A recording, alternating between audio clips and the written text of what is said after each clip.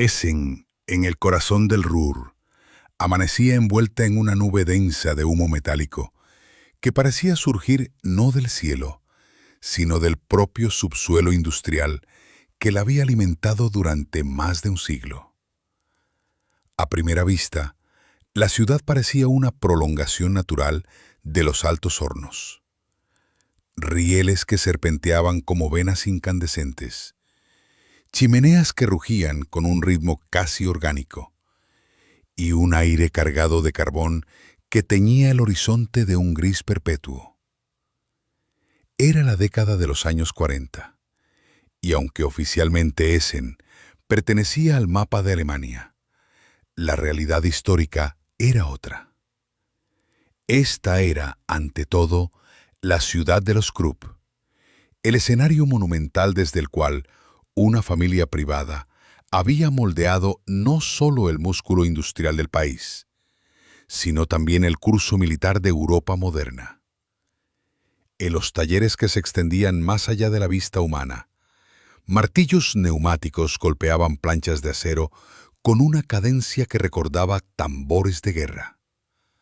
Miles de obreros caminaban entre chispas y calderas como sombras disciplinadas, conscientes de que cada tornillo, cada lámina, cada eje formaba parte de un engranaje que impulsaba a un imperio entero. Allí, bajo techos gigantescos y lámparas que colgaban como soles artificiales, se habían forjado desde locomotoras hasta acorazados, desde ruedas dentadas hasta las armas más temidas del continente. Y en medio de todo, emergía un nombre cuya resonancia había traspasado generaciones, gobiernos y guerras. Krupp. No existía en Europa una familia privada con un vínculo tan profundo, tan peligroso y tan decisivo con la noción misma de poder estatal. Desde comienzos del siglo XIX, cuando un modesto artesano llamado Friedrich Krupp intentó descifrar el secreto del acero fundido que dominaba la industria inglesa, hasta los colosos bélicos de los siglos posteriores, esta dinastía había sido mucho más que un conglomerado metalúrgico. Había sido la armorería de Prusia, el brazo mecánico del Imperio alemán, y más tarde, uno de los pilares industriales del Tercer Reich.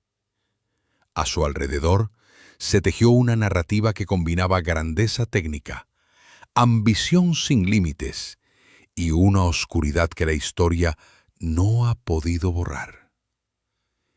En el apogeo de su influencia, la firma Friedrich Krupp AG había producido piezas que se convirtieron en símbolos de un tiempo convulso. Los cañones de acero fundido que dieron ventaja decisiva a Prusia en la unificación alemana.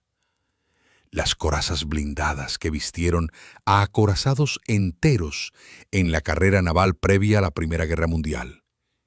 Y más tarde, ya en la era de la ciencia militar total, monstruos mecánicos como el Dike Perta, cuya potencia devastadora cambió para siempre las reglas del asedio, o el gigantesco Schwerer Gustav, un cañón tan colosal que necesitaba su propia red de ferrocarril. Cada una de estas máquinas, temidas y admiradas a partes iguales, llevaba una inscripción simple: Krupp. Pero detrás del acero había seres humanos, y detrás del brillo técnico se escondían decisiones que marcaron el destino de millones. Bajo el liderazgo de Alfred Krupp, apodado el Rey de los Cañones, la empresa se convirtió en un estado dentro del estado. Poseía viviendas, escuelas, hospitales, patrullas internas y una disciplina que recordaba a un régimen feudal industrial. Más tarde, con Gustav Krupp von Bohlen und Halbach al mando, la dinastía forjó lazos directos con los poderes militares de la República de Weimar y posteriormente con el régimen de Adolf Hitler. Documentos históricos revelan reuniones, acuerdos y promesas que sellaron la colaboración industrial más impactante de la Europa moderna. Una alianza que transformó a la empresa en uno de los motores de la maquinaria bélica más destructiva del siglo. Y sin embargo, el poder de los Krupp no solo se medía en términos bélicos. También simbolizaba la compleja relación entre capitalismo, tecnología y política. La familia construyó Villa Hügel, una mansión de más de 200 habitaciones que dominaba el paisaje de Essen como un palacio neoclásico de hierro y piedra. Ese edificio no era simplemente un hogar, era una declaración ideológica. Desde allí, entre salones cubiertos de tapices y ventanas que daban al valle del Ruhr, se planificaron contratos, innovaciones, expansiones y estrategias que redefinieron el equilibrio industrial europeo. Invitados internacionales cruzaron sus puertas. Emperadores, almirantes, ingenieros, diplomáticos, todos conscientes de que la influencia de la familia iba mucho más allá de los límites de su propiedad. Pero donde hay poder, también hay sombra. Y la sombra de los Krupp se proyectó sobre algunos de los episodios más oscuros de la historia alemana. El escándalo de Capri en 1902, que rodeó la figura de Friedrich Alfred Krupp, reveló las tensiones entre la moral pública, la prensa sensacionalista y la protección estatal. Décadas después, el uso sistemático de trabajo forzado en las plantas de la empresa durante la Segunda Guerra Mundial, prisioneros de guerra, civiles deportados e incluso prisioneros de campos de concentración, dejó una huella moral imborrable que terminaría llevando al heredero Alfred Krupp al banquillo de los acusados en los juicios de Nuremberg. Hoy, cuando miramos hacia atrás, la historia de la familia Krupp se alza como un espejo incómodo que refleja tanto el genio industrial como la fragilidad ética del poder económico. Es la historia de una dinastía que levantó a Alemania a alturas nunca vistas, pero que también contribuyó a sus caídas más devastadoras. La historia de cómo el acero que construye también puede destruir, y cómo una familia, desde su ascenso humilde hasta su supremacía absoluta, terminó entrelazada con las fuerzas más complejas del siglo pasado. Y así comienza este recorrido, penetrando en los orígenes de la familia que transformó el Ruhr en un imperio metálico y que, con cada innovación, impulsó un nuevo capítulo de la modernidad, para bien y para mal. Para comprender la magnitud del imperio que algún día dominaría Essen y gran parte del Ruhr, es necesario retroceder a los primeros años del siglo XIX, cuando la región aún no era el corazón industrial de Alemania, sino un conjunto de aldeas, minas dispersas y pequeñas forjas que dependían del carbón y de una artesanía limitada. Europa atravesaba entonces una era de transición. La revolución industrial avanzaba con fuerza en Inglaterra, mientras en los territorios alemanes aún prevalecían estructuras tradicionales de producción. En ese contexto, la familia Krupp, de origen burgués modesto, iniciaba un camino incierto sin saber que su apellido se convertiría en uno de los más influyentes, temidos y estudiados de la historia europea. La figura clave de estos comienzos fue Friedrich Krupp, nacido en 1771 en Essen, en una época en la que la ciudad no era más que un enclave minero bajo el control de la abadía de Essen. Como muchos artesanos de su tiempo, aprendió el oficio del metal desde joven, pero lo que distinguió a Friedrich no fue su habilidad manual, sino su obsesión por dominar un secreto industrial que hasta entonces estaba guardado celosamente por Inglaterra: la fabricación del acero fundido de alta calidad, conocido como cast steel.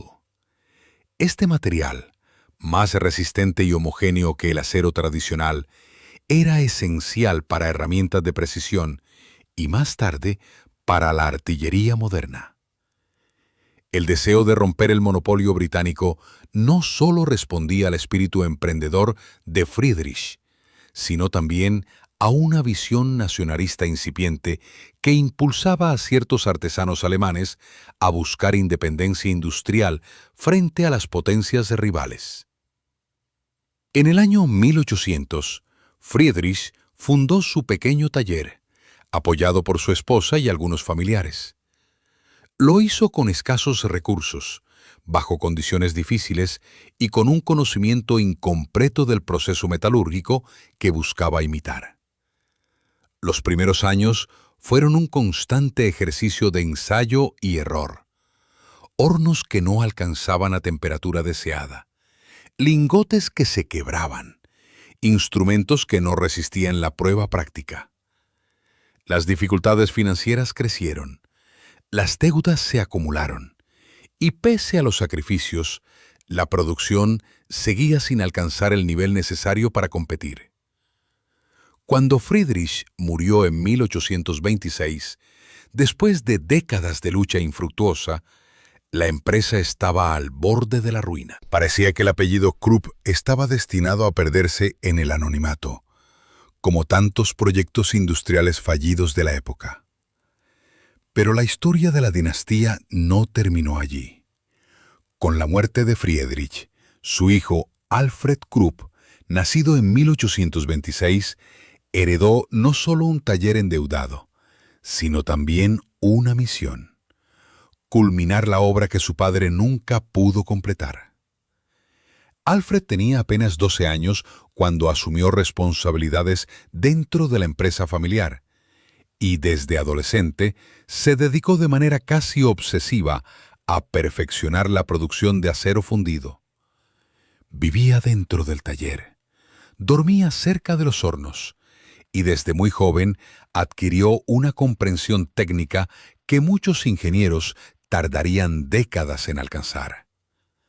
Su formación no fue académica, sino empírica, moldeada por largas horas de trabajo y por la determinación de demostrar que el fracaso de su padre no sería definitivo. La década de 1830 marcó un punto de inflexión. Alfred logró producir pequeñas cantidades de acero fundido de calidad estable, lo que llamó la atención de artesanos y compradores locales. Sin embargo, la verdadera oportunidad llegó cuando Prusia comenzó a modernizar su maquinaria militar y buscaba proveedores capaces de fabricar componentes resistentes y de precisión. Alfred comprendió que el futuro del negocio no debía centrarse únicamente en herramientas, sino en productos más complejos: cañones de acero fundido, cuya resistencia y durabilidad superaban a las piezas de hierro tradicionales. Pero para producir artillería de ese nivel, no bastaban el talento individual ni la improvisación. Hacía falta una industria a gran escala. Essen, con sus minas de carbón y su creciente red de transporte, ofrecía el entorno ideal para esa expansión. Con el tiempo, el taller de Alfred se transformó en una fábrica propiamente dicha, con hornos más potentes, mejores trabajadores especializados y una estructura organizativa que empezaba a imitar a las empresas inglesas. Pero Alfred no solo competía contra la tecnología británica. Luchaba contra el escepticismo interno de Prusia, que dudaba de la capacidad de una pequeña empresa regional para producir armamento de calidad superior. El giro definitivo ocurrió en 1847, cuando Alfred presentó sus cañones de acero fundido en la Exposición Industrial de Berlín. Aunque muchos militares prusianos permanecían escépticos, la calidad del metal comenzó a despertar interés. Con el apoyo de ciertos oficiales progresistas, el Estado prusiano concedió a Alfred los primeros contratos. Fue el inicio de una relación simbiótica entre la familia Krupp y el Estado. Una relación que, con el paso de las décadas, se volvería tan profunda que resultaría imposible separar el desarrollo del Imperio alemán del ascenso de esta familia industrial. A medida que aumentaban los pedidos, Alfred amplió sus instalaciones y comenzó a crear una infraestructura social inédita para la época. Para asegurar disciplina, eficiencia y lealtad, instituyó un sistema de bienestar que incluía viviendas, comedores, atención médica y escuelas para los trabajadores y sus familias. Este modelo, denominado luego la política de la Casa Krupp, funcionaba como una red paternalista que convertía a los obreros en habitantes de una comunidad industrial autónoma. No se trataba solo de generosidad empresarial, sino de una estrategia de control social y laboral que permitió a la empresa desarrollar una mano de obra excepcionalmente estable y eficiente. Essen dejó de ser una simple ciudad minera para convertirse en una extensión del poder económico y organizativo de los Krupp. En paralelo, Alfred comenzó la construcción de Villa Hügel, una residencia monumental situada en una colina que dominaba la ciudad. Concebida no solo como un hogar familiar, sino como un símbolo arquitectónico del ascenso industrial alemán, la mansión incluía más de 200 habitaciones, colecciones de arte, salones de recepción, bibliotecas y un sistema avanzado de calefacción y ventilación. Desde sus ventanas se observaba el Valle del Ruhr, como si la residencia hubiese sido diseñada para recordar a cada visitante que los dominios de los Krupp no eran simplemente fortunas privadas, sino una porción tangible del proyecto nacional que impulsaba a Prusia hacia la modernidad. Durante los años posteriores, la reputación de Alfred creció de manera extraordinaria. Fue apodado el Rey de los Cañones, no solo por la calidad de su artillería, sino porque sus productos se convirtieron en herramientas decisivas para la expansión del poder prusiano. Cuando Otto von Bismarck emprendió la unificación de Alemania, los cañones Krupp jugaron un papel esencial en las guerras contra Dinamarca, Austria y Francia. Los éxitos militares consolidaron no solo el nuevo imperio alemán, proclamado en 1871, sino también el prestigio de la empresa familiar. Alfred murió en 1887, dejando una empresa sólida, reconocida internacionalmente y preparada para transformarse en un conglomerado moderno. Su hijo, Friedrich Alfred Krupp, heredó no solo la dirección técnica y económica del imperio, sino también el complejo legado emocional de un apellido que ya se había convertido en sinónimo de avance industrial. Pero antes de que la empresa alcanzara su máxima expansión, todavía quedaba un componente crucial por definir: la consolidación del apellido Krupp como institución nacional. Ese proceso se completaría con la llegada de la siguiente generación, cuando la joven Berta Krupp heredara la empresa en 1902, tras la muerte repentina y controvertida de su padre.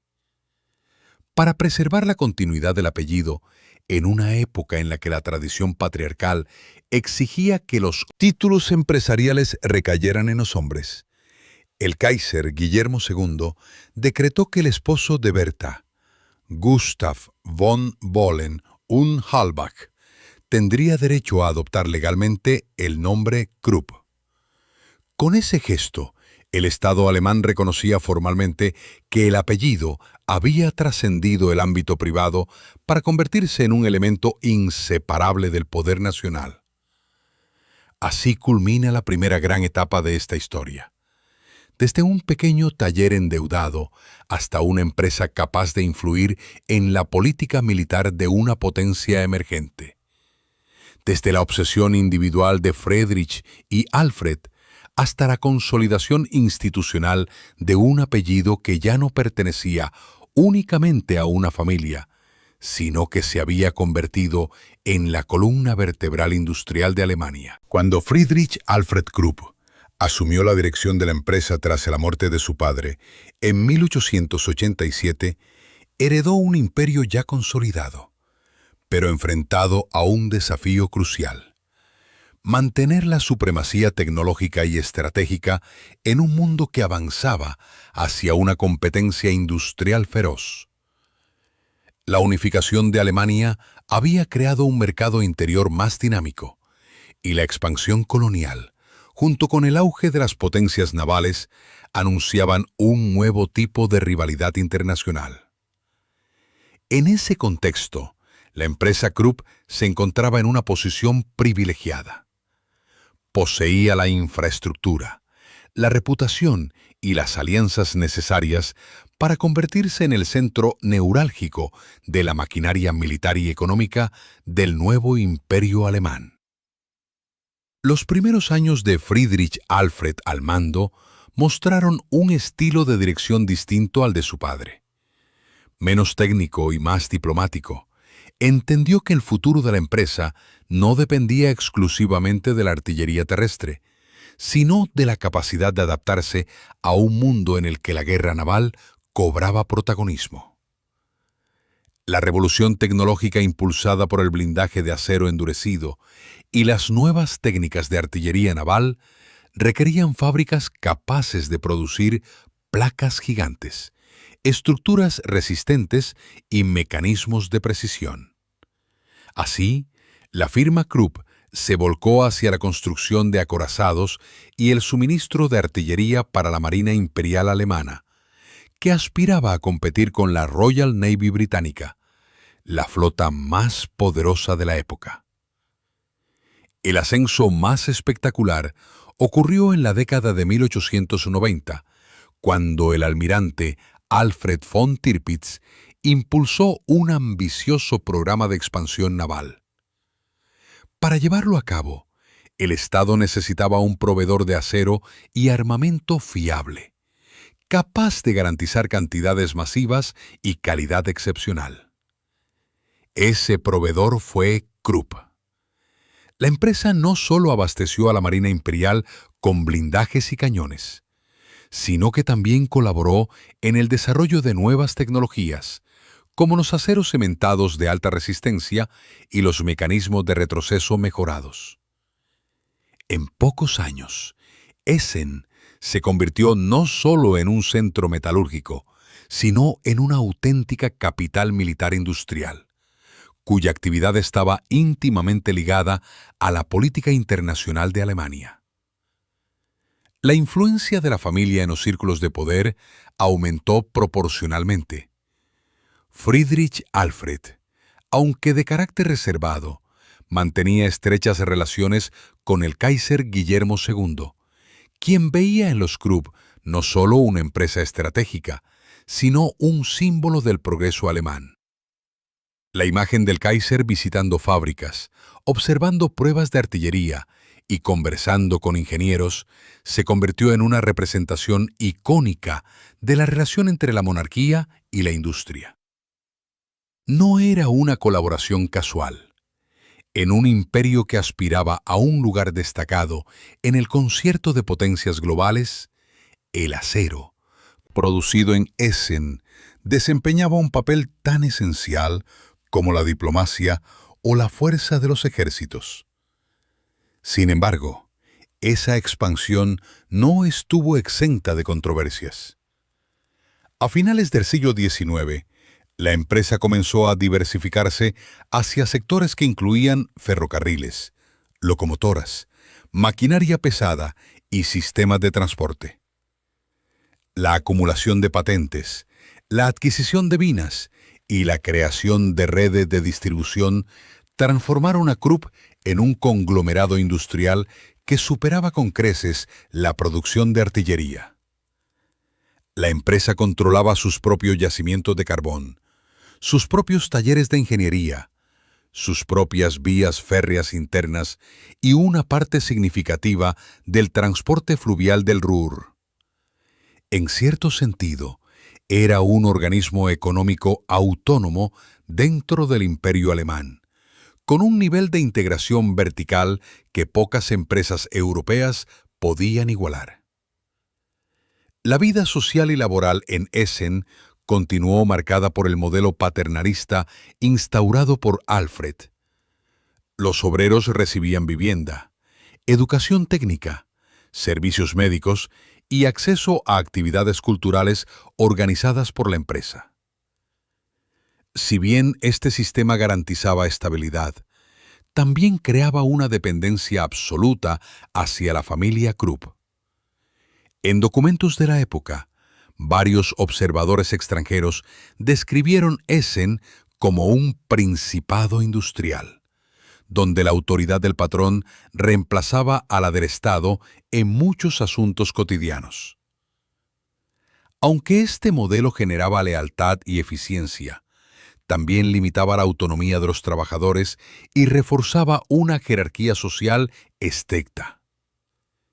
El punto de inflexión en la vida de Friedrich Alfred ocurrió en la primera década del siglo XX, cuando un escándalo personal sacudió no solo a la familia, sino a toda Alemania. En 1902, el periódico socialdemócrata Vorwärts publicó acusaciones que vinculaban a Friedrich Alfred con relaciones homosexuales en la isla italiana de Capri, en un contexto en el que la homosexualidad era ilegal en Alemania y profundamente estigmatizada. La cobertura mediática fue explosiva. El caso se convirtió en uno de los escándalos más comentados del Imperio alemán, con repercusiones políticas, morales e incluso diplomáticas. Pese a que el Kaiser Guillermo II intentó proteger a Friedrich Alfred, ordenando la incautación de ediciones del periódico, la presión pública aumentó. Poco después, Friedrich Alfred murió repentinamente en Capri, y aunque la versión oficial apuntaba a causas naturales, numerosos historiadores consideran probable que la combinación de estrés, presión política y desgaste emocional contribuyera al desenlace. La muerte de Friedrich Alfred planteó un grave problema sucesorio. La heredera legal era su hija Berta Krupp, nacida en 1886, pero con tan solo 16 años no podía dirigir un imperio industrial de semejante magnitud. El Kaiser, consciente de la importancia estratégica de la empresa, intervino de forma directa y orquestó el matrimonio de Berta con Gustav von Bohlen-Unhalbach, un diplomático de carrera cuya familia tenía vínculos con la aristocracia prusiana. Para asegurar la continuidad del apellido, el Kaiser emitió un decreto especial autorizando a Gustav a adoptar el nombre de Krupp. Con ese acto, la empresa se mantuvo intacta y la dinastía quedó preservada, marcando una de las intervenciones estatales más inusuales en la historia industrial alemana. A partir de 1902, la empresa quedó bajo la administración de Gustav Krupp von Bohlen-Unhalbach, con la joven Berta como propietaria nominal. Gustav aportó una visión administrativa moderna, con énfasis en la organización corporativa, las relaciones internacionales y la innovación tecnológica. En las primeras décadas del siglo XX, el conglomerado experimentó una expansión notable hacia mercados extranjeros, vendiendo maquinaria pesada y artillería a diversos países, incluidos el Imperio Otomano, Japón y varias naciones latinoamericanas. La presencia internacional de Krupp consolidó su reputación como proveedor global de tecnología industrial avanzada. El estallido de la Primera Guerra Mundial en 1914 llevó a la empresa a su apogeo.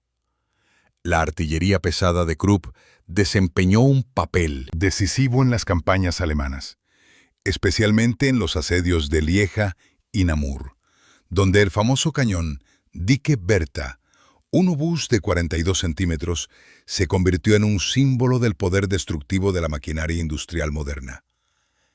La eficacia de las piezas Krupp generó tanto admiración como temor, y la empresa aumentó su producción a niveles sin precedentes. El empleo creció, los salarios en Essen se mantuvieron relativamente estables, y la fábrica continuó expandiéndose a pesar del entorno bélico. No obstante, la guerra también reveló las limitaciones y contradicciones de la empresa. La dependencia casi total del Estado alemán, la presión para aumentar la producción y las dificultades logísticas derivadas del bloqueo aliado afectaron a la organización interna. Aún así, cuando el conflicto terminó en 1918 con la derrota alemana, Krupp seguía siendo un gigante industrial, aunque enfrentado a una crisis de dirección, reputación y viabilidad económica. La firma fue duramente golpeada por el Tratado de Versalles de 1919, que prohibía a Alemania la producción de armas pesadas. Esto obligó a Krupp a reorientarse hacia otros sectores de la industria, como la maquinaria agrícola, los electrodomésticos, los vehículos y los componentes ferroviarios. Sin embargo, gracias a su infraestructura y a la habilidad de Gustav para negociar y establecer alianzas discretas, la empresa mantuvo viva su capacidad tecnológica. Documentos históricamente verificados muestran que, aunque oficialmente sometida a restricciones, la compañía colaboró con el ejército alemán en programas secretos de rearmamento, aprovechando filiales en otros países para evitar sanciones. Estos años marcaron un periodo ambiguo, en el que la empresa sobrevivió gracias a una combinación de adaptabilidad económica y pragmatismo político. La década de 1920 trajo consigo una recuperación parcial, impulsada por la estabilización económica de la República de Weimar y por la creciente demanda de maquinaria pesada en Europa. Krupp invirtió en nuevas tecnologías, modernizó sus plantas y fortaleció su presencia en mercados internacionales. A nivel social, la empresa mantuvo su modelo paternalista, pero comenzó a enfrentarse a nuevas dinámicas laborales, con sindicatos más activos y una creciente politización de los trabajadores. Hacia finales de la década, la compañía estaba lista para entrar en una fase que la llevaría nuevamente al centro de la arena política mundial. Con la llegada de Adolf Hitler al poder en 1933 y el anuncio público de un ambicioso programa de rearmamento, la empresa encontró una oportunidad inédita para recuperar su papel histórico como columna vertebral de la industria militar alemana. Este punto marca el final de la era dorada clásica de la dinastía, una etapa caracterizada por la consolidación del poder económico, la expansión internacional y la estrecha colaboración con el Estado. Pero también anticipa el inicio de un periodo mucho más oscuro, en el que las decisiones empresariales y políticas de la familia Krupp tendrían consecuencias de alcance mundial. La caída del Imperio Alemán. En 1918, y las duras cláusulas impuestas por el Tratado de Versalles, no solo redujeron la capacidad militar del país, sino que transformaron de manera radical el paisaje económico e industrial. Para la empresa Krupp, cuya identidad había estado ligada durante décadas a la fabricación de armamento, la prohibición de producir armas pesadas representó una amenaza existencial. Sin embargo, lejos de resignarse, la familia, encabezada por Gustav Krupp von Bohlen und Halbach, se embarcó en una compleja estrategia de supervivencia que combinó reconversión industrial, diplomacia corporativa y un progresivo acercamiento a los sectores militares y nacionalistas que aspiraban a restaurar la grandeza perdida de Alemania. Durante los primeros años de la República de Weimar, la firma Krupp se concentró oficialmente en la producción civil, maquinaria agrícola, locomotoras, electrodomésticos, sistemas hidráulicos y componentes ferroviarios. La empresa incluso fabricó utensilios de cocina y herramientas domésticas con el fin de mantener sus fábricas activas. Sin embargo, documentos históricos, incluyendo correspondencia interna, informes del Reichswehr y archivos desclasificados tras la Segunda Guerra Mundial, revelan que Krupp mantuvo una red de actividades paralelas destinadas a preservar su capacidad militar. A través de filiales establecidas en los Países Bajos, Suecia y otros territorios, así como mediante acuerdos con empresas extranjeras, la compañía continuó investigando nuevos tipos de artillería, blindajes y mecanismos de retroceso. Estas operaciones, aunque cuidadosamente encubiertas, fueron toleradas por sectores influyentes del ejército alemán, que veían en Krupp un aliado indispensable para cualquier programa futuro de rearmamento. El ascenso de Adolf Hitler y del Partido Nacional Socialista en 1933 marcó un giro decisivo en la trayectoria de la empresa. Desde el primer momento, el nuevo régimen hizo explícito su objetivo de reconstruir el poder militar alemán, ignorando o reinterpretando las restricciones del Tratado de Versalles. En ese contexto, la figura de Gustav Krupp adquirió una relevancia política sin precedentes. Aunque ya era un empresario veterano, su influencia dentro de los círculos industriales y su reputación como defensor del nacionalismo alemán lo convirtieron en un interlocutor privilegiado del nuevo gobierno. Diversos historiadores señalan que Gustav fue uno de los firmantes de la carta enviada al presidente Paul von Hindenburg en 1933, en la que prominentes industriales pedían la designación de Hitler como canciller. A partir de entonces, la colaboración entre la dinastía y el régimen se intensificó rápidamente. Hitler, consciente de la importancia estratégica de la familia Krupp, se interesó personalmente por la empresa. Visitó las instalaciones de Essen, asistió a pruebas de armamento y estableció una relación directa con Gustav y posteriormente con su hijo Alfred Krupp, quien desempeñaría un papel central durante la guerra.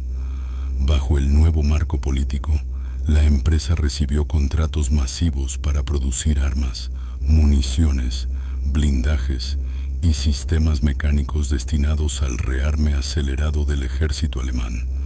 La capacidad productiva de Essen creció de manera vertiginosa y la compañía recuperó su posición como columna vertebral de la maquinaria bélica nacional. Las innovaciones técnicas alcanzaron niveles sin precedentes. Engineers de Krupp diseñaron el gigantesco obús Schwerer Gustav, un arma de más de 1000 toneladas, capaz de disparar proyectiles de 7 toneladas a distancias superiores a los 30 kilómetros. Esta pieza, destinada originalmente a destruir fortificaciones como las líneas defensivas francesas, fue un ejemplo extremo de la ingeniería militar alemana. Un proyecto que exigió redes ferroviarias especiales, equipos de montaje de cientos de hombres y una logística colosal. Aunque su impacto militar fue limitado, el cañón adquirió un estatus simbólico como manifestación del poder tecnológico del régimen y de sus ambiciones expansivas. La expansión industrial trajo consigo un aumento espectacular de la fuerza laboral. Sin embargo, a medida que la guerra avanzaba, la empresa se enfrentó a una escasez crónica de trabajadores, debido tanto al reclutamiento militar como a la creciente demanda de producción. Fue en este contexto cuando la empresa comenzó a participar activamente en el sistema de trabajo forzado organizado por el régimen nazi. Documentación conservada en archivos alemanes y testimonios recogidos tras la guerra indican que Krupp utilizó decenas de miles de trabajadores forzados, prisioneros de guerra, civiles deportados de Europa del Este y prisioneros de campos de concentración en sus fábricas y minas. Las condiciones, según informes históricos, eran extremadamente duras, jornadas agotadoras, alimentación insuficiente, vigilancia estricta y castigos severos para quienes no cumplían las cuotas de producción. Varios centros industriales de Krupp, como las plantas de Bochum, Essen y Buchenwald, emplearon mano de obra proveniente de los campos de concentración. En algunos casos, la empresa construyó barracones especiales dentro o cerca de sus instalaciones, donde los trabajadores vivían bajo supervisión de las SS. Estas prácticas, documentadas en los juicios de Nuremberg, constituyeron uno de los episodios más oscuros de la historia de la compañía y marcaron de manera definitiva la percepción pública y moral de la familia. Con el paso de los años, la empresa se convirtió en un engranaje esencial de la economía de guerra del Tercer Reich. Alfred Krupp, quien asumió responsabilidades ejecutivas crecientes a partir de 1940, desempeñó un papel central en la toma de decisiones estratégicas relacionadas con la producción, la asignación de trabajadores y la coordinación con organismos estatales. Su ascenso coincidió con la progresiva retirada de Gustav, cuya salud se deterioraba. En 1943, Hitler emitió un decreto especial nombrando a Alfred propietario único de las empresas familiares, consolidando así un vínculo directo entre el régimen y la nueva generación de la dinastía. Pero el éxito militar inicial del Tercer Reich se desmoronó a partir de 1943, cuando las derrotas en Stalingrado y el norte de África marcaron el inicio de un retroceso imparable. Las fábricas Krupp comenzaron a sufrir bombardeos masivos por parte de los aliados, que identificaron las instalaciones de Essen como objetivos prioritarios. Las imágenes históricas de la época muestran nubes negras elevándose sobre los talleres destruidos, rieles retorcidos, hornos arrancados de sus cimientos y edificios convertidos en esqueletos de acero. A pesar de los daños, la empresa siguió operando mediante la dispersión de la producción hacia regiones menos expuestas y mediante la construcción de fábricas subterráneas. Mientras las bombas caían sobre el Ruhr, la situación de los trabajadores forzados empeoraba. La escasez de alimentos, los problemas sanitarios y las exigencias de producción incrementaron la mortalidad en varios de los centros administrados por la empresa. Estas condiciones, detalladas en testimonios de sobrevivientes, se convertirían posteriormente en pruebas clave durante los juicios internacionales que evaluaron la responsabilidad de la familia Krupp en los crímenes cometidos durante la guerra. En 1945, con la derrota final de Alemania, las fuerzas aliadas ocuparon el Ruhr y tomaron control de las instalaciones de Krupp. Alfred fue arrestado y la empresa quedó bajo administración militar. Las fuerzas de ocupación comenzaron rápidamente a reunir documentos, entrevistar trabajadores y evaluar el grado de implicación de la empresa en las políticas del Tercer Reich.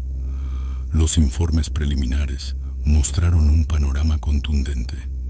No solo había existido colaboración industrial y militar, sino también prácticas sistemáticas de explotación laboral que violaban las leyes internacionales. El proceso judicial que siguió fue uno de los más importantes en la historia empresarial del siglo XX. En 1947, Alfred Krupp y varios ejecutivos fueron juzgados en Nuremberg en un tribunal dedicado específicamente a la conducta de los industriales alemanes. La acusación incluía crímenes de guerra, crímenes contra la humanidad y participación activa en la planificación y ejecución del trabajo forzado. Tras un proceso exhaustivo, el tribunal declaró culpable a Alfred y lo condenó a 12 años de prisión, además de ordenar la confiscación de sus bienes y la disolución parcial de la estructura empresarial. El juicio marcó un antes y un después en la percepción internacional de la familia, cuyos logros industriales quedaron inseparablemente ligados a su participación en los crímenes del régimen nazi. Aunque la defensa argumentó que la empresa actuó bajo coerción estatal, el tribunal concluyó que Krupp no solo se benefició del sistema, sino que colaboró activamente para mantenerlo y expandirlo. La caída de la dinastía parecía inevitable. Las fábricas estaban en ruinas, el prestigio de la empresa había desaparecido y la estructura corporativa se encontraba bajo supervisión militar. Sin embargo, el marco político global cambió rápidamente con el inicio de la Guerra Fría. La necesidad de reconstruir Alemania Occidental y fortalecer su economía frente al bloque soviético condujo a una revisión de algunas políticas respecto a industrias estratégicas. En 1951, los aliados redujeron la sentencia de Alfred y en 1953 fue liberado, recuperando además sus bienes personales. Esta liberación no implicó una absolución moral ni jurídica, pero permitió que la empresa iniciara un proceso de reconstrucción que marcaría el renacimiento parcial de la dinastía. La era oscura de los Krupp dejó una huella indeleble en la historia alemana. Su participación en la economía de guerra nazi, el uso del trabajo forzado y su estrecha colaboración con un régimen responsable de atrocidades sin precedentes, convirtieron a la dinastía en un caso paradigmático de la relación entre poder económico, responsabilidad moral y política estatal. La magnitud de los conflictos éticos y humanos surgidos durante este periodo determinaría la forma en que la familia y la empresa serían percibidas en las décadas posteriores. Cuando las fuerzas aliadas atravesaron el Ruhr en la primavera de 1945, hallaron un paisaje industrial devastado. Las fábricas que durante décadas habían simbolizado el poderío de la dinastía Krupp estaban reducidas a montones de hierro retorcido, hornos desmantelados y talleres convertidos en ruinas humeantes. Los bombardeos estratégicos habían cumplido su objetivo: paralizar el corazón industrial de Alemania. En el centro de aquel escenario desolado, Essen había dejado de ser la ciudad Krupp para convertirse en un monumento a la devastación de la guerra moderna. Las fuerzas aliadas, plenamente conscientes del papel crucial que la empresa había desempeñado en la economía bélica del Tercer Reich, actuaron con rapidez para asegurar documentos, maquinaria y archivos. Se confiscaron miles de páginas de correspondencia interna, informe de producción, lista de trabajadores y registros administrativos que detallaban la implicación de la empresa en la explotación laboral y en el suministro masivo de armamento al régimen nazi. La administración militar impuso controles estrictos sobre las instalaciones y durante las semanas siguientes, decenas de expertos en inteligencia industrial inspeccionaron meticulosamente cada planta, cada sótano, cada oficina. La imagen de ingenieros aliados caminando entre los restos de hornos destruidos quedó registrada en numerosos reportajes de la época. La caída de la dinastía Krupp no fue solo material, fue también moral y jurídica. Las investigaciones preliminares revelaron la magnitud de la maquinaria de explotación que la empresa había sostenido durante la guerra. Los informes mostraban que miles de trabajadores forzados, procedentes de Polonia, la Unión Soviética, Francia, los Países Bajos y otros territorios ocupados, habían sido trasladados a fábricas de la compañía y sometidos a condiciones extremadamente duras. Estos hallazgos serían fundamentales para construir el caso contra Alfred Krupp y otros ejecutivos de la empresa. En 1945, Alfred fue arrestado y trasladado a un centro de detención aliado. Mientras tanto, Gustav Krupp, debilitado por la edad y la enfermedad, se encontraba incapacitado. Aunque inicialmente se consideró su enjuiciamiento, finalmente fue descartado por razones médicas documentadas por las comisiones aliadas. Así, el peso de la responsabilidad recayó principalmente en la figura de Alfred.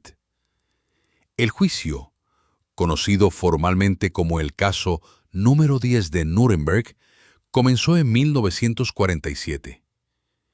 El tribunal estaba compuesto por jueces militares estadounidenses y tenía como objetivo evaluar la responsabilidad de los empresarios alemanes en los crímenes del régimen nazi. La acusación sostuvo que los Krupp no habían sido meros beneficiarios pasivos, sino actores activos en la estructura económica que sustentó las políticas de agresión y exterminio del Tercer Reich. Según las pruebas presentadas, la empresa no solo aceptó el trabajo forzado, sino que participó en su administración, solicitó contingentes específicos de prisioneros y los integró en su cadena productiva bajo condiciones que violaban flagrantemente las normas internacionales. El juicio fue meticuloso y se extendió durante meses. Declararon antiguos trabajadores, administradores, funcionarios del régimen nazi y sobrevivientes de los campos. Los testimonios describían jornadas interminables, castigos, enfermedades y una mortalidad que aumentaba en los periodos de mayor producción militar. Las pruebas documentales incluían memorandos internos en los que ejecutivos de Krupp discutían la necesidad de aumentar la cantidad de trabajadores forzados para cubrir déficits de producción. Ante estas evidencias, la defensa argumentó que la empresa había actuado bajo coerción estatal, pero el tribunal concluyó que aunque el régimen ejercía presión, la empresa había mostrado iniciativa y había colaborado voluntariamente. En julio de 1948, el tribunal emitió su sentencia. Alfred Krupp fue declarado culpable de crímenes de guerra y crímenes contra la humanidad y condenado a 12 años de prisión. Además, se ordenó la confiscación de todos sus bienes y la disolución parcial de la estructura empresarial con el objetivo de reducir la concentración de poder industrial que había caracterizado a la compañía. La sentencia fue histórica. Por primera vez, un empresario de semejante magnitud era responsabilizado directamente por su papel en un sistema de explotación masiva. La noticia sacudió a Alemania y al mundo. Para muchos, el castigo simbolizaba el fin de una era en la que los gigantes industriales actuaban sin límites y, en ocasiones, por encima del Estado. Para otros, la sentencia planteaba preguntas difíciles sobre la relación entre industria y guerra, así como sobre el grado de responsabilidad de los líderes económicos en las decisiones políticas. Durante los años que siguieron, la empresa quedó bajo administración aliada y operó a una fracción de su capacidad. Las instalaciones dañadas fueron desmanteladas o reconvertidas, y la región del Ruhr experimentó un proceso de reestructuración profunda. No obstante, a pesar de las pérdidas materiales y del colapso moral, la empresa no desapareció. Algunos sectores de la industria pesada alemana aún consideraban a Krupp un activo valioso para la futura reconstrucción del país. La situación comenzó a cambiar con el inicio de la Guerra Fría. A medida que la tensión entre Occidente y la Unión Soviética aumentaba, Estados Unidos reconsideró su política hacia la industria alemana. El temor a un desequilibrio económico que pudiera favorecer la expansión soviética llevó a los aliados a suavizar ciertas medidas punitivas. En este contexto, la sentencia de Alfred Krupp fue revisada. En 1951, las autoridades estadounidenses redujeron la condena y en enero de 1953, Alfred fue liberado. La liberación no anuló la sentencia moral ni jurídica, pero tuvo consecuencias significativas. Alfred recuperó gran parte de sus bienes y pudo retomar el control de la empresa familiar. Su retorno coincidió con un esfuerzo nacional por reconstruir la economía alemana, impulsado por el Plan Marshall y por una nueva visión industrial orientada hacia la exportación y la innovación civil. Bajo la dirección renovada de Alfred, la empresa comenzó a reconstruirse lentamente. El enfoque se desplazó de la producción militar hacia sectores como la ingeniería mecánica, la tecnología automotriz, las instalaciones industriales y la fabricación de acero de alta calidad para uso civil. A pesar de los avances, la empresa ya no tenía el poder absoluto que había poseído en el siglo XIX o en los años previos a la Segunda Guerra Mundial. La supervisión estatal, la competencia internacional y la necesidad de reconstruir su reputación limitaron el margen de maniobra de la dinastía. Además, la opinión pública permanecía dividida. Mientras algunos veían la recuperación de Krupp como un símbolo del renacimiento alemán, otros consideraban que el grupo había regresado demasiado pronto a una posición de influencia pese a su historial. A lo largo de la década de 1950 y los primeros años de 1960, Alfred centró sus esfuerzos en modernizar la empresa y en establecer estructuras de gestión más profesionalizadas. Una de sus decisiones más significativas ocurrió en 1968, cuando estableció la Fundación Alfred Krupp von Bohlen und Halbach, destinada a convertirse en la principal accionista de la empresa tras su muerte. Este cambio marcó el inicio de una transformación profunda. El poder económico y la continuidad de la compañía ya no dependerían exclusivamente de los descendientes de la familia, sino de una entidad jurídica diseñada para preservar el patrimonio industrial y apoyar actividades culturales, científicas y sociales. El declive de la dinastía, por tanto, no fue un colapso abrupto, sino un proceso gradual, marcado por la desaparición del modelo tradicional de empresa familiar totalmente integrada en la política nacional. La combinación de destrucción material, condenas judiciales, cambios geopolíticos y transformaciones internas redefinió una posición de la familia en la sociedad alemana. Aunque Alfred logró reconstruir parte del imperio, nunca recuperó el aura de poder y autonomía que había caracterizado a sus antecesores. La muerte de Alfred en 1976 marcó simbólicamente el fin de la influencia directa de la familia en la empresa.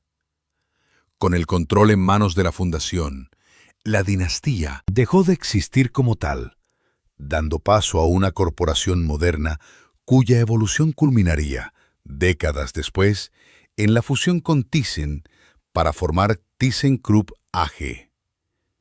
Así, la caída de la dinastía Krupp fue el resultado de un proceso histórico que combinó ambición desmedida, alianzas políticas arriesgadas, responsabilidad moral y un contexto internacional que ya no toleraba la concentración de poder que había caracterizado al imperio familiar. Cuando el siglo XX avanzó hacia sus últimas décadas, el nombre Krupp ya no evocaba únicamente cañones inmensos, acorazados metalizados o gigantescos complejos fabriles capaces de alimentar la maquinaria bélica de un imperio.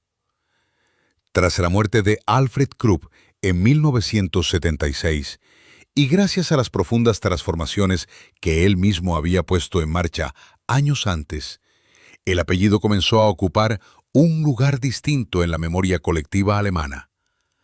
Un lugar que combinaba la admiración por el genio industrial con la conciencia crítica de los errores y tragedias que habían marcado la trayectoria de la familia.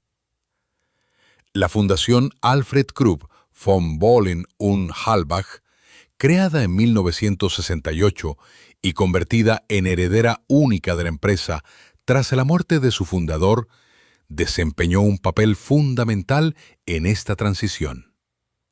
Con la fundación como principal accionista, el destino del conglomerado dejó de estar vinculado a una línea genealógica y pasó a depender de una institución concebida para actuar en nombre del interés público. Su misión incluía apoyar la investigación científica, impulsar la educación técnica, promover proyectos culturales y fortalecer el desarrollo social en Alemania. De esta manera, parte del capital acumulado durante generaciones comenzó a redistribuirse en beneficio de la sociedad, marcando un giro radical respecto al modelo histórico de poder privado que había caracterizado a la dinastía. Pero la transformación no fue solo institucional, sino también simbólica. El lugar que durante más de un siglo había dominado la vida de la familia, la imponente Villa Hügel, se convirtió en un espacio de memoria y reflexión. Rodeada de jardines, con sus salones silenciosos y sus pasillos revestidos de madera oscura, la mansión dejó atrás su condición de residencia aristocrática para abrirse al público como sede de conferencias, exposiciones, archivos históricos y conciertos. Sus ventanas, que durante décadas habían observado las luces de los hornos de Essen, ahora miraban hacia un paisaje distinto. Una región del Ruhr que se transformaba en un centro de cultura, tecnología y creatividad industrial posbélica. Para muchos visitantes, Villa Hügel se convirtió en una metáfora física de la compleja herencia de los Krupp. Un lugar donde la monumentalidad del pasado convivía con la necesidad de comprenderlo críticamente. A nivel empresarial, el conglomerado también evolucionó. Durante los años 80 y 90, la compañía Krupp continuó especializándose en ingeniería mecánica, tecnología de materiales, sistemas industriales y soluciones para infraestructuras globales. Su orientación se alejó de la producción militar, limitada por regulaciones nacionales e internacionales, y se centró en sectores civiles estratégicos. El punto culminante de esta transformación fue la fusión de 1999 con la firma Thyssen, otro gigante histórico de la industria alemana, dando lugar a ThyssenKrupp AG, una corporación moderna con presencia internacional y objetivos diversificados. Con esta fusión se cerró definitivamente el capítulo de la empresa familiar. La dinastía ya no existía como estructura económica o figura de poder. Lo que quedaba era una corporación global regida por consejos de administración, mercados bursátiles y marcos reguladores internacionales. Y, al mismo tiempo, quedaba también una fundación filantrópica que financiaba programas de arte, becas, investigaciones médicas y proyectos tecnológicos avanzados. Así, el apellido Krupp entraba en una nueva fase, marcada por la reinterpretación de su legado y la responsabilidad de contribuir a un futuro más transparente y ético. Sin embargo, la historia nunca se borra por completo. Los archivos, los testimonios y las investigaciones académicas siguieron examinando con rigor el papel de la familia durante el período nazi. Museos, universidades y tribunales históricos se esforzaron por conservar la memoria de quienes habían sufrido y muerto bajo el sistema de trabajo forzado en las fábricas de la empresa. Esta dimensión memorial, dolorosa pero indispensable, se integró poco a poco en la manera en que la sociedad alemana enfrentaba su pasado industrial y político. En este sentido, el legado Krupp se convirtió en una parte esencial del proceso de reflexión nacional que Alemania llevó a cabo durante las últimas décadas del siglo XX y las primeras del XXI. Hoy, hablar de los Krupp implica reconocer múltiples realidades. Por un lado, se trata de una dinastía que impulsó el desarrollo industrial de Alemania, que introdujo innovaciones tecnológicas decisivas, que transformó el Ruhr en un motor económico continental y que contribuyó al surgimiento de una sociedad moderna basada en la ingeniería y la producción en masa. Por otro lado, su historia revela los peligros de la concentración extrema de poder económico, la fragilidad ética de las empresas ante gobiernos autoritarios y la responsabilidad profunda que recae sobre aquellos que controlan los recursos materiales de una nación. El legado de los Krupp no puede dividirse en dos mitades estancas, una gloriosa y otra oscura. Ambas dimensiones coexisten y se entrelazan, reflejando la complejidad del siglo XX y la manera en que el progreso tecnológico puede ser utilizado tanto para construir como para destruir. La grandeza de sus logros industriales no elimina el peso de las tragedias en las que participaron. Del mismo modo, los errores y crímenes no anulan el valor de las contribuciones que hicieron al avance de la ingeniería y a la reconstrucción económica de Alemania. En última instancia, la historia de la dinastía Krupp funciona como una advertencia y como una lección. Es una advertencia sobre los riesgos de permitir que una sola entidad, por talentosa que sea, acumule una influencia desmedida sobre el destino militar, económico y político de un país. Pero es también una lección sobre la capacidad de transformación, sobre el poder de las instituciones para corregir el rumbo, sobre la posibilidad de reorientar el capital y el conocimiento hacia fines socialmente responsables. Así concluye la trayectoria de una de las familias más influyentes y controvertidas de Europa. Un linaje que comenzó con un pequeño taller endeudado en Essen, que llegó a sostener el peso de guerras y naciones enteras, que cayó bajo el juicio de la historia y que renació bajo la forma de una corporación moderna y una fundación dedicada al bien público.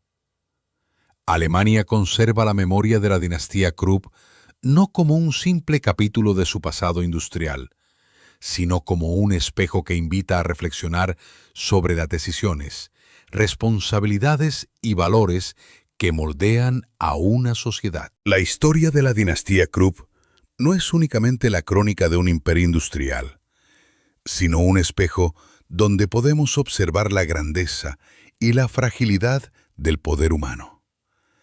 Desde un pequeño taller en Essen hasta el corazón de las guerras que cambiaron el rumbo del siglo XX, su legado nos invita a reflexionar sobre las decisiones que moldean naciones enteras y sobre la responsabilidad que acompaña al progreso. Si este documental te ha ayudado a comprender mejor un capítulo crucial de la historia europea, te invitamos a acompañarnos en nuestro siguiente viaje por los linajes que construyeron y a veces destruyeron el mundo que heredamos. Suscríbete a Legacy of Rich Dynasties, activa la campana y comparte este video con quienes aman la historia profunda y real. Tu apoyo nos permite seguir creando documentales rigurosos, fieles a las fuentes y narrados con el respeto que cada familia merece. Gracias por estar aquí. Nos vemos en el próximo episodio.